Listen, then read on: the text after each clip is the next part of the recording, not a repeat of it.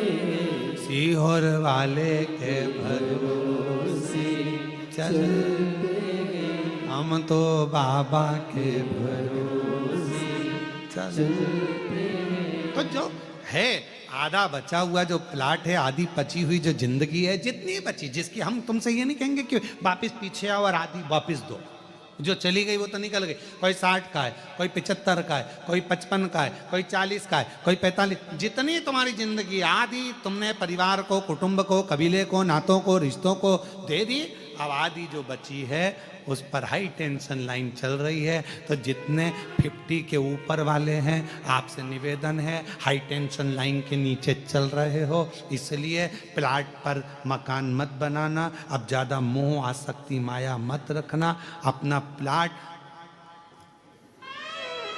दे देना, मतलब अपने आप को मेरे देव अधिदेव महादेव को समर्पित कर देना। ये अपनी समझदारी इसी में। और अगर हो अच्छा कोई इंजीनियर मिल जाए तुमको कि हाई टेंशन लाइन के नीचे बिल्डिंग बना दे, तो हमारी कोई दिक्कत नहीं। किसी किसी की अच्छी पहचान होती है और पैसा अच्छा जोरदार होता है तो हाई टेंशन लाइन बाजू में खसक जाती है। जैसे राजा श्वेत, मृत्यु आई, यमराज आया, पर शंकर जी से पहचान थी, उनने फाइल पे सिग्नेचर करके दे दिए, बाजू के खेत वाले के हाई टेंशन ले जाओ, इसको छोड़ दो। पहचान दी, सिग्नेचर काम कर। और शंकर जी के सिग्नेचर के चक्कर में तो ब्रह्मा जी इस्तीफा दे रहे थे। ब्रह्मा जी इस्तीफा क्यों दे रहे थे? ब्रह्मा जी ने कहा मुझे तो ब्रह्मा रहना ही नहीं है। तो भगवान विष्णु ने पूछा तुम ब्रह्मा क्यों नहीं रहना चाहते? कि मेरी चले ही नहीं तो ब्रह्मा रहने से मतलब क्या? भाग्य लिखता मैं हूं और भाग्य में लिखा कि इसके जीवन में दुख आएगा, और ये शंकर जी को एक लोटा जल चढ़ाने चली जाती है वो सीहोर वाले महाराज के कहने पे इसका दुख खट जाता है, तो फिर मुझे लिखने से फायदा क्या? क्या लाभ मुझे, फायदा कौन सा?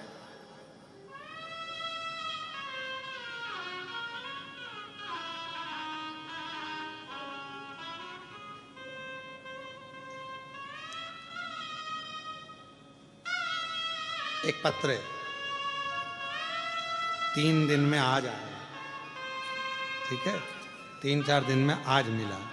मैं सुमित्रा आबा साहेब कलस्कर, मैं छत्रपति संभाजी नगर से आई हूँ। आप ही हैं? 3 दिन में पहला पत्र पढ़ा है, बधाई आपको बहुत बहुत। ठीक है, आ जाओ एक बेलपत्र ले जाना, आ जाइए। गुरुजी मुझे तो उम्मीद ही नहीं थी, अपने आप को 4 बार मैंने चिमटी खोल ली कि क्या मैं सही में कथा सुन रही हूं? सही में। गुरुदेव, मैं नारखाड़े परिवार को और पाटिल परिवार को धन्यवाद देती हूं।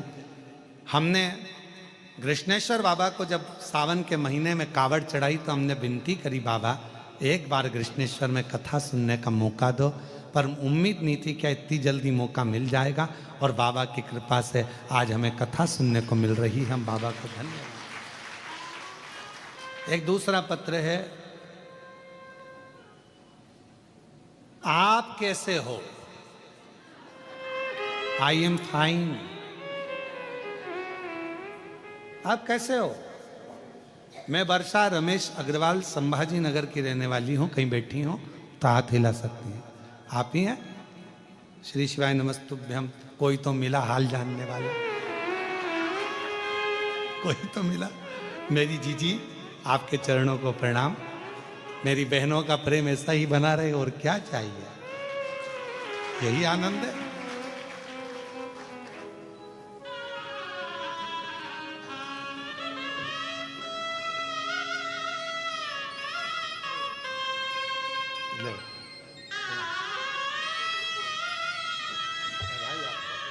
आपके साथ वाली को देना हो, ले लो। साधु तो आपने जो मांगा भगवान ने आपको दे दिया। श्री शिवाय प्रणाम। बस रोते नहीं है, खुश खुश हो जाओ। अब तो बाबा ने कृपा करी। ये दोनों जजमान को धन्यवाद देना।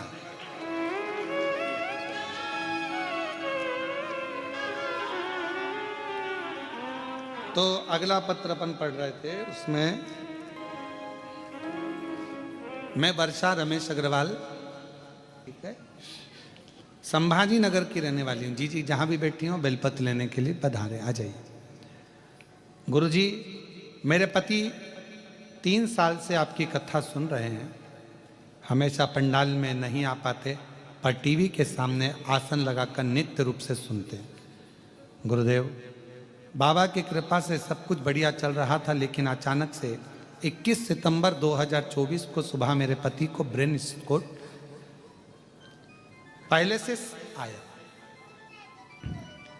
मेजर अटैक था। गुरुदेव, डॉक्टर ने बहुत कुछ बोल दिया था, पर शिव की करुणा किसको कहते हैं समझ में आया। गुरुदेव, मैं नहीं जानती कि 1 लोटे जल में क्या है, पर आज छाती ठोक कर कहती हूं कि 1 लोटे जल में वो बल है कि एक नारी अपने पति के प्राण भी यमराज से वापस ला सकती है। 1 लोटे जल में। और ये शिव की कृपा, शंकर की। डॉक्टर के हिसाब से ये चल नहीं पाते, डॉक्टर के हिसाब से ये उठ नहीं पाते, डॉक्टर के हिसाब से ये बोल नहीं पाते, पर 1 लोटे जल ने, बेलपत्र ने ऐसा कमाल करा कि आज चल भी रहे हैं, बोल भी रहे हैं और समझ भी रहे हैं। ये शिव की कृपा, ये शंकर। और तेरी कृपा का क्या है भरोसा, कब किस पर हो जाए जरा सी हम पर कर दो, हो जरा सी हम पर कर दो। डॉक्टर ने तो गारंटी भी नहीं दी थी कि ये ठीक हो पाएंगे जिंदगी में, पर शिव की कृपा से आज चल रहे हैं, बैठ रहे हैं, समझ रहे हैं। ये बाबा की उदार। एक बार जोरदार ताली बजाओ साहब।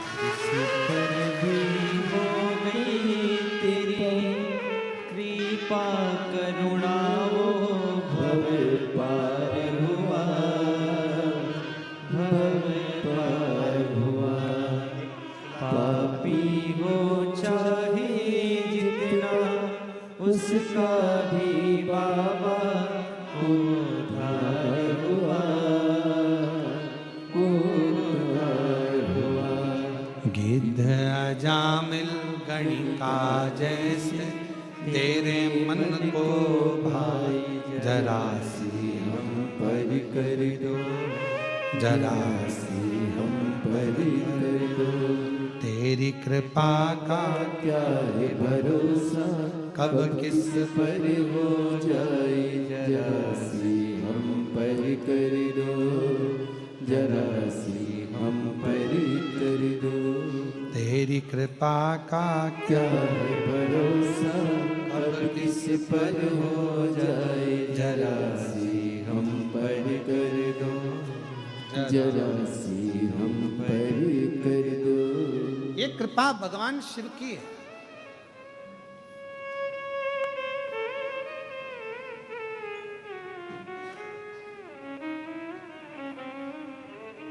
ये भगवान शंकर की करुणा है, उनकी उदारता है, उनकी दया है।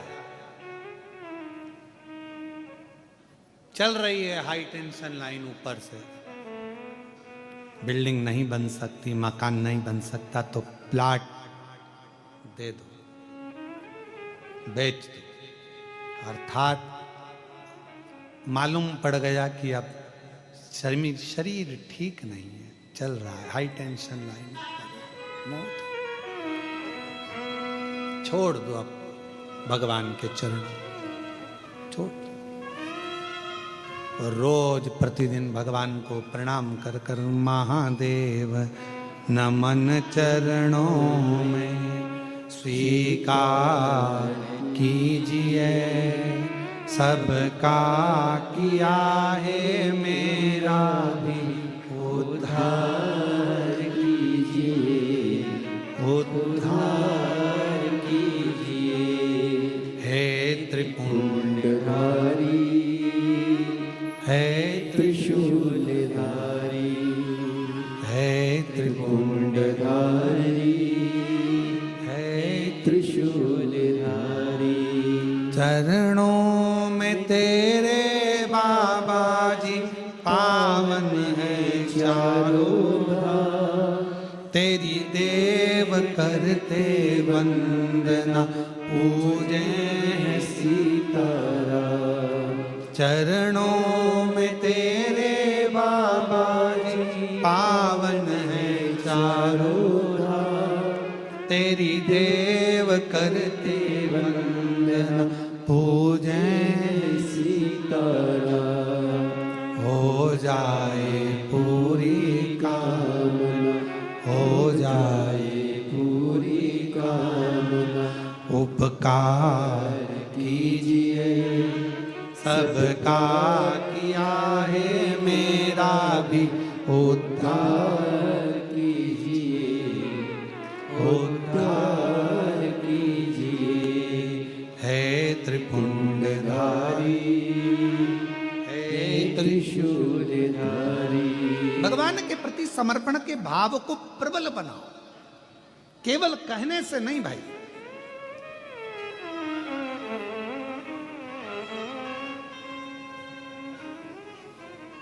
कई लोग कह देते तू बोले तो मैं तेरे लिए जान दे दूं, मत दे 5 लाख रुपए दे दे, जान नहीं चाहिए। वो 5 लाख कहां से लाऊंगा, तो अभी तो कह रहा था जान दे दूं।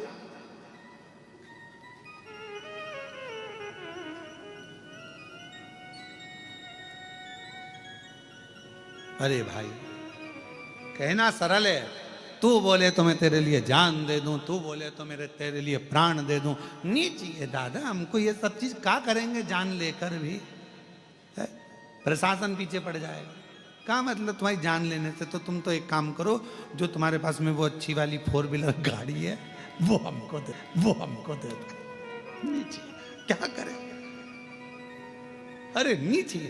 तुम क्यों, कई लोग कहते हैं भगवान को तो अंबर चाहिए, भगवान को पीताम्बर चाहिए, भगवान को इतना दूध चढ़ाना पड़ेगा, भगवान को इतना दही चढ़ाना पड़ेगा, भगवान को इतना शहद चढ़ाना पड़ेगा, भगवान को इतना सारा सामान देना पड़ेगा, भगवान की पूजन में शंकर जी की पूजन कोई सरल है क्या। आज के जमाने में सोशल मीडिया पे लोग डराते हैं शिव जी की पूजन में ये मत करना, शंकर जी की पूजन में वो मत करना। शंकर जी की पूजन कोई साधारण है क्या। अरे जिसने शिव महापुराण की कथा को सुना है, जिसने शिव महापुराण की कथा को पढ़ा है, जिसने स्कंद पुराण पढ़ी है, लिंग पुराण पढ़ी है, नर्मदा पुराण पढ़ी है, कुर्म पुराण पढ़ी है, वो जानता है कि सारे देवताओं में सबसे सरल पूजन अगर किसी की है तो देव अधिदेव महादेव की। 1 लोटा जल, बोल बम का नारा है। इतने धीमे बोलोगे तो कल्याण तुम्हारा। अच्छे से बोलो, बोल बम का नारा है।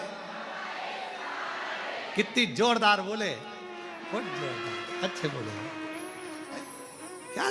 अब उसमें लोग कह रहे हैं शिव शंकर भगवान इतना बहुत सारे आडंबर से प्रसन्न ही नहीं होते। शिव जी को प्रसन्न करना है, कितनी सुंदर बात, राख भस्म चढ़ा दी, शिव प्रसन्न हो गए। किसी देवता के मंदिर में जाकर राख चढ़ा कर आना, ट्रस्टी कैमरे में ढूंढेंगे तुमको, कौन आया था, राख चढ़ाकर चला। पूरे मंदिर के ट्रस्टी ढूंढेंगे डंडा लेके, तुम्हारे पीछे पड़े। पर शंकर जी के मंदिर में राख चढ़ा दी, शिव जी को प्रसन्न हो गए।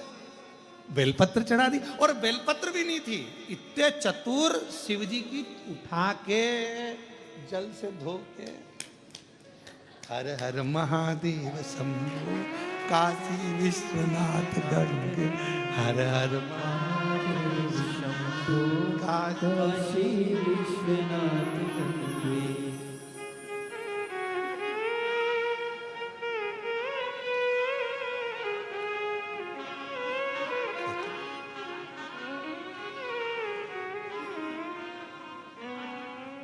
और शंकर जी भी इतने खुश, कितना भोला है, मेरा ही मेरे को दे दिया है। शिव जी तो जानते हैं तेरा है क्या संसार में, क्या लेकर आए थे, तुम्हारा क्या था, मुट्ठी बांधे आए जग में, क्या लेकर आए थे, कुछ नहीं।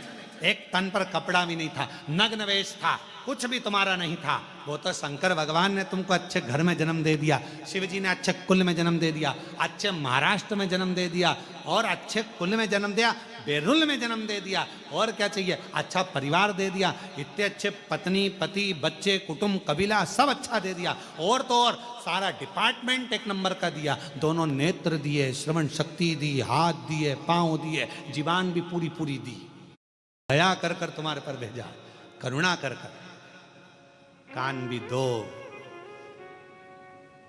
किसी ने पूछा गुरुजी भगवान ने दो कान क्यों दिए? सुनाई तो इन दो छेदों से देता है, तो इसको देने की जरूरत क्या थी भगवान को? हमने कहा तुम्हारा बुढ़ापा आएगा तो चश्मे का स्टैंड कहाँ?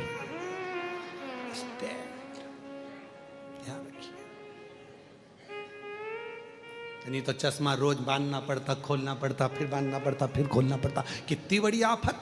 तो भगवान ने दो स्टैंड देकर भेजे हैं तेरे बुढ़ापे के लिए। स्टैंड क्यों गुरुजी? भगवान ने हाथ दो दिए, किडनी दो दी, नेत्र दो दिए, श्रवण शक्ति दो दी, जीवान एक क्यों दी? हमने कहा एक बहुत है, एक बहुत। ये कितनी गजब कर रही है कि पूरे मोहल्ले में आग लगा दे। दो दे देता तो हालत खराब कर, तो अच्छी एक।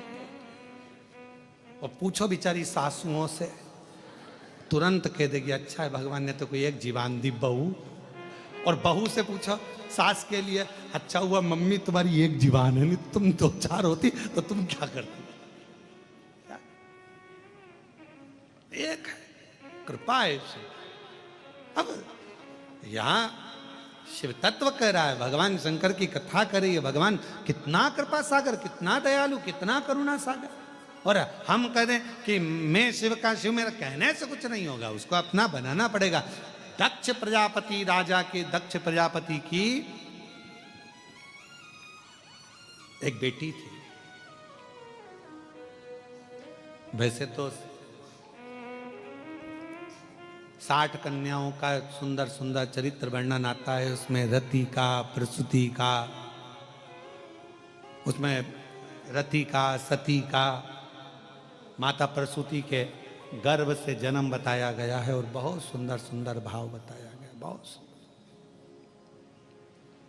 उसमें एक ब्रह्मा जी द्वारा प्रकट करी गई एक कन्या, जिसको दक्ष प्रजापति को दिया गया, जिसका नाम था स्वधा। क्या नाम है? स्वधा। बड़ी सुंदर कन्या, इतनी सुंदर। दक्ष प्रजापति उस स्वधा नाम की कन्या को खूब आनंद से स्नेह करते, प्रेम करते, उसको बेटी के आनंद में उसको पालन करते। स्वधा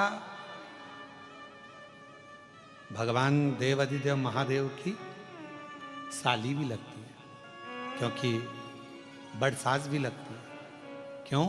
क्योंकि प्रसूति की एक बेटी सती है, तो माता प्रसूति की एक बेटी स्वधा भी है।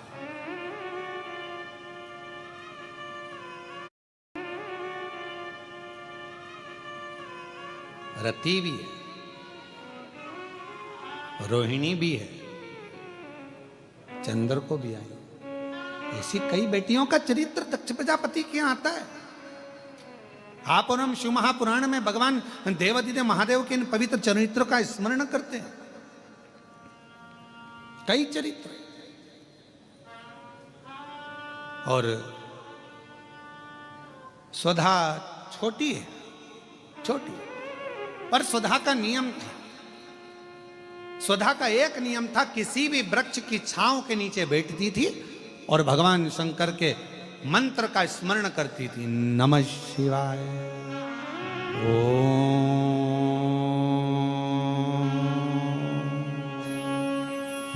नमः शिवाय, नमः शिवाय, ओम नमः शिवाय, उच्चारण करती थी। हाँ, इस उच्चारण को हमने नमः शिवाय से प्रारंभ करा। क्यों? क्योंकि हमारा शास्त्र कहता है पुरुष ओम नमः शिवाय का जाप करे, स्त्री नमः शिवाय से ओम तक पहुंचे, फिर नमः शिवाय से ओम का स्मरण। आज के समय में बहुत सारे झंझट उत्पन्न कर दिए। ये माताएं ओम मत बोलो, स्त्री ओम ना बोले, ये ओम ना बोले, वो नमः शिवाय का ऐसा जाप करे, वो वैसा। तो श्री शिवाय नमस्तुभ्यम दिल से बोलो,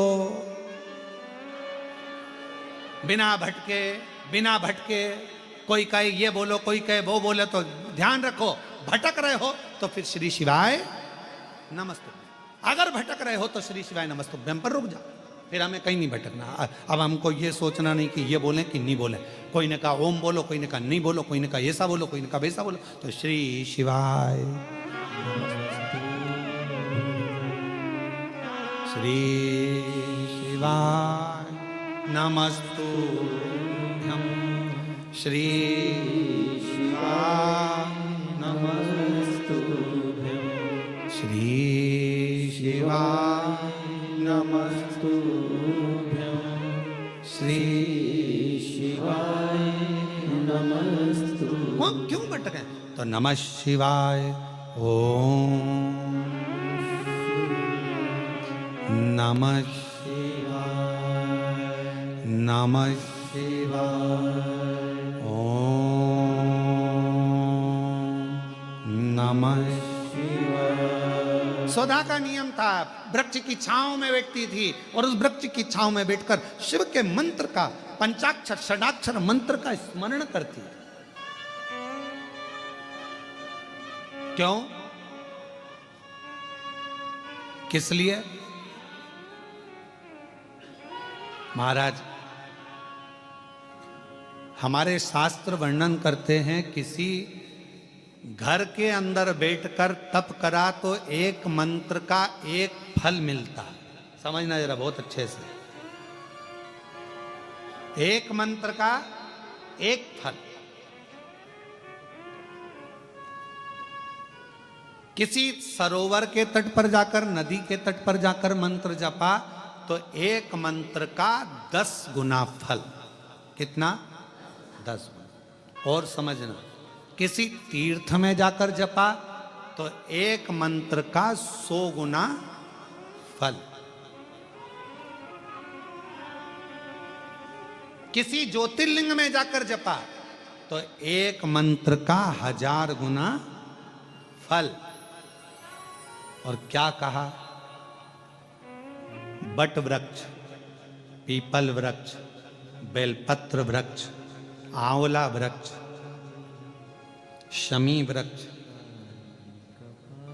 जो पूज्य वृक्ष हैं, पंच पितर के पंच जो वृक्ष कहे गए हैं, इन वृक्ष के नीचे बैठकर यदि मंत्र का जाप एक बार भी किया तो उस वृक्ष में जितनी पत्तियां होती हैं, लाख करोड़ जितनी होगी, उसका पूरा पुण्य एक मंत्र का करोड़ गुना पुण्य प्राप्त हो जाता। नमः शिवाय ओम, नमः शिवाय, नमः शिवाय ओम, नमः शिवाय। करोड़ा गुना, करोड़ों गुना सुधा वृक्ष की छांव में बैठ जाती और मंत्र का उच्चारण करती। नमः शिवाय,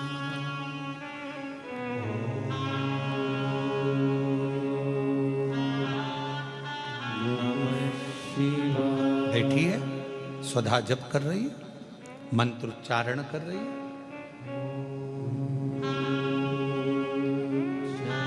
भगवान शिव को याद कर रही है। कोई पूजन नहीं जानती, कोई आराधना नहीं जानती, कोई साधना नहीं जानती,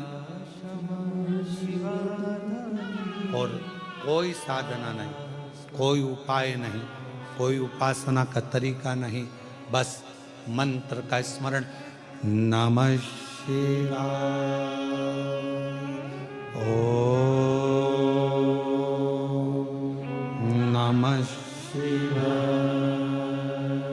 बेटी भगवान नारायण ने देखा ये तो सुधा है, दक्ष प्रजापति की पुत्री। कितना सुंदर स्वरूप है सुधा का। शिव की आराधना करती।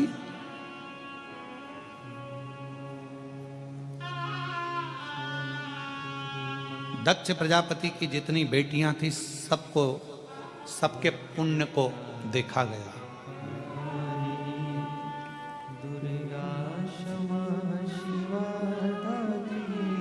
सबको इतना सारा पुण्य, सारी देवियों का ढेरों पुण्य था, पर उन सारी देवियों में सबसे ज्यादा पुण्य सुधा का था।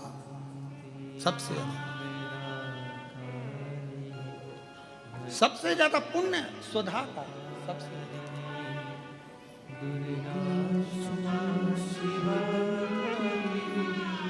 और आप लोग एक मंत्र का उच्चारण हमेशा करते आए मां जगत जननी के, जगत जगदम्बा के। उसमें स्वधा का स्मरण देखिएगा कितना प्रबल है। ओम जयंती मंगला काली भद्रकाली कपालिनी दुर्गा क्षमा शिवा दात्री स्वाहा स्वधा नमस्तुते। ओम जयंती मंगला काली भद्रकाली कपालिनी दुर्गा क्षमा शिवा धात्री स्वाहा स्वधा नमस्तुते। ओम जयंती मंगला काली कपालिनी दुर्गा क्षमा शिवा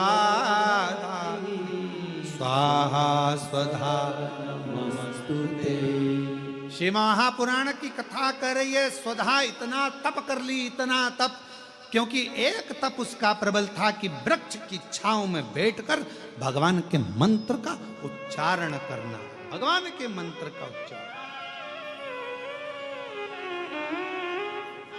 भगवान के मंत्र का उच्चारण, और लगातार भगवान शिव को याद कर रही है।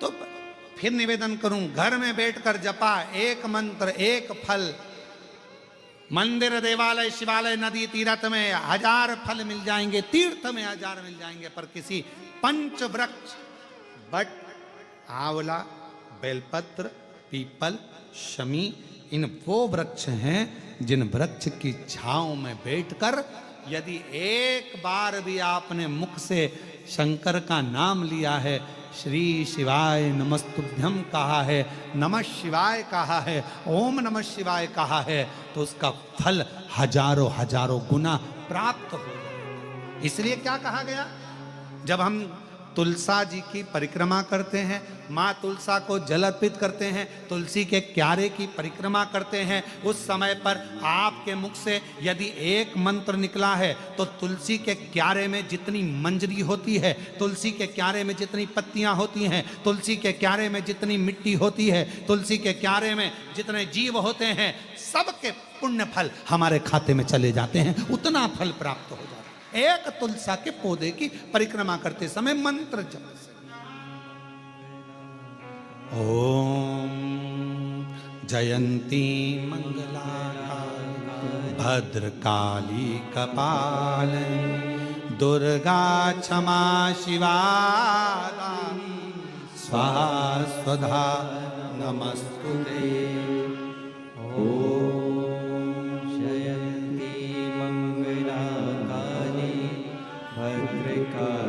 कपालिनी दुर्गा क्षमा शिवा धात्री स्वाहा स्वधा नमस्तुते।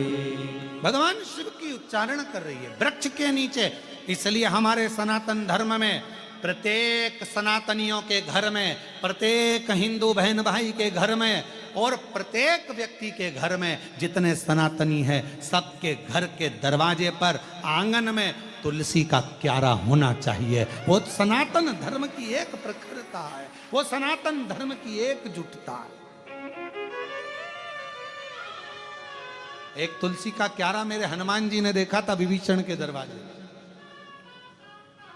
हनुमान जी विभीषण के यहां प्रवेश कर गए। जब हम तुलसी के क्यारे में जल चढ़ाते हैं, तुलसी के क्यारे के पास खड़े होकर भगवान के मंत्र का उच्चारण करते हैं। नमः शिवाय बोलो, नारायण का मंत्र बोलो, ओम नमः भगवते वासुदेवाय बोलो, राम नाम, कृष्ण नाम, शिव नाम, जो तुम जपना चाहो वो जपो। तुम्हें एक बार जपोगे तुलसी के क्यारे के पास खड़े होकर, हजारों गुना फल अपने आप प्राप्त हो जाए। घर में ही, तुम्हें कहीं जाना ही नहीं, घर के अंदर ही।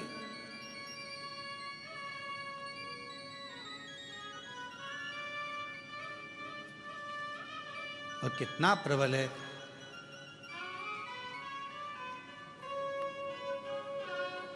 साधु चले पौआ पौआ, चींटी ने बचाई के। साधु चले पौआ पौआ, चींटी ने बचाई के। और राजा चले हाथी घोड़ा, पालकी सजाई के। राजा चले हाथी घोड़ा, पालकी सजाई के। तुलसा मगन भई, हरि गुण गाई के। गुण गाई के, प्रभु गुण गाई के। तुलसा कब मगन होती है? तुलसा कब प्रसन्न होती है? वृक्ष कब प्रसन्न होता है? बेलपत्र का वृक्ष कब प्रसन्न होता है? शमी का वृक्ष कब प्रसन्न होता है? बेलपत्र का वृक्ष, बट वृक्ष कब प्रसन्न होता है? उसकी प्रसन्नता होती है जब हम भगवान के मंत्र का उच्चारण करते हैं। हरि गुण गाई के, प्रभु गुण गाई के। आप भी बोलो, हरि गुण गाई के, प्रभु गुण गाई के। हरे तुलसा मगन भई, हरि गुण गाई के। तुलसा मगन हरि। ये स्थान भगवान जहाँ बिल, आप लोग कभी, आप अगर कुबेरेश्वर धाम गए होगे तो वट वृक्ष की छांव में बैठे होगे।